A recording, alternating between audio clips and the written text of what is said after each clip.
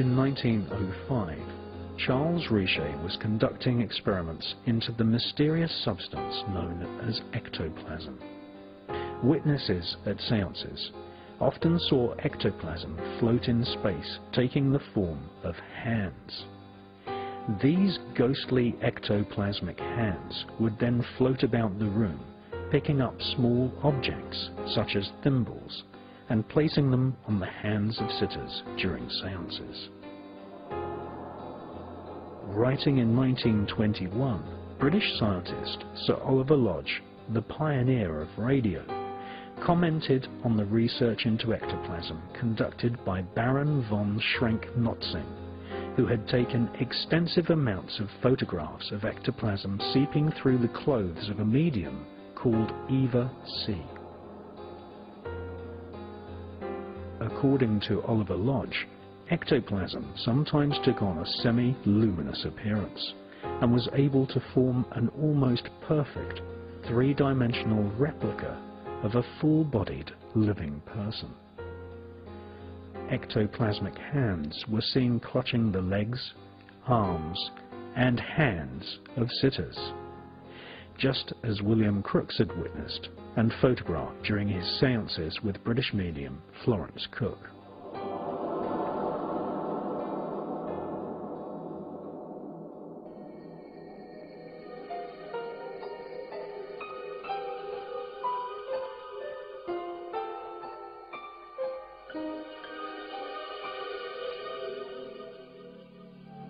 Incredible as it sounds, wax impressions were taken of these ectoplasmic hands, which show real fingerprints.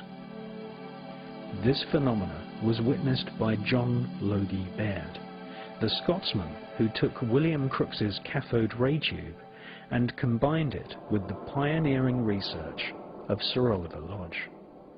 John Logie Baird used ultra-high frequency or UHF waves to transmit invisible sound and pictures through the air at a frequency so high some said it would affect the spirits who lived in the ether. In the mid-1920s, John Logie Baird also invented noctovision, which was a form of television which could record images in total darkness using infrared rays. In 1926, Sir Oliver Lodge and his daughter visited Baird's laboratory and was extremely impressed by this new invention. John Logie Baird's noctovision would lead him to become involved with experiments into the spirit world.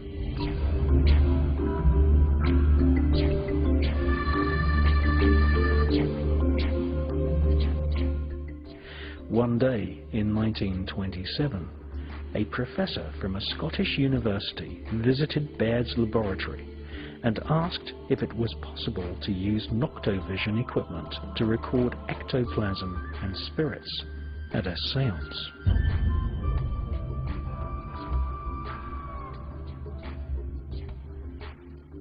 According to John Logie Baird's own memoirs published by the Royal Television Society, Baird immediately agreed to take part in a séance, which was conducted by a medium called Marjorie. 10 years before, the young son of Marjorie had committed suicide, slicing his own throat with a razor. The police had encased the blood-stained razor, complete with fingerprints, in a glass case. After her son's suicide, Marjorie was heartbroken and joined a spiritualist church in order to make contact with her dead son's spirit. During a séance, she fell into a trance, and ectoplasm began to exude from her body, which formed a solid hand. Spirits told her that this hand was the hand of her own dead son.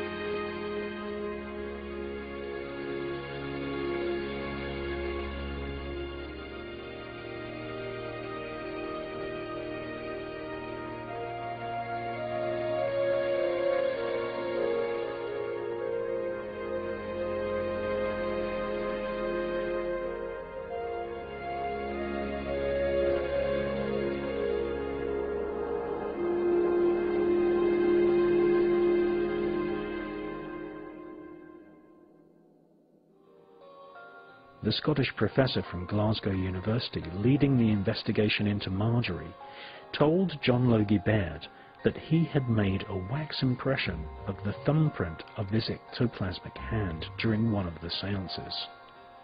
The professor compared the wax fingerprint from the spirit hand with a thumbprint on the razor, which Marjorie's son had used to commit suicide. To John Logie Baird's amazement, the two fingerprints were absolutely identical.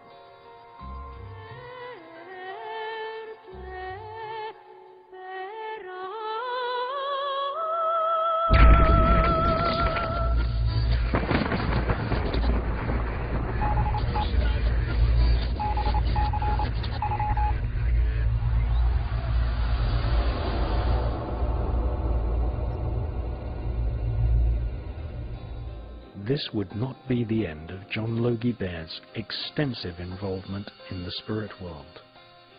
Not long after this incident, the ghost of none other than Thomas Alva Edison, the inventor of the audio phonograph, contacted Baird at a seance. The spirit of Edison tapped out a message in Morse code and told Baird that his Noctovision system would enable the living to speak with the dead. Hello?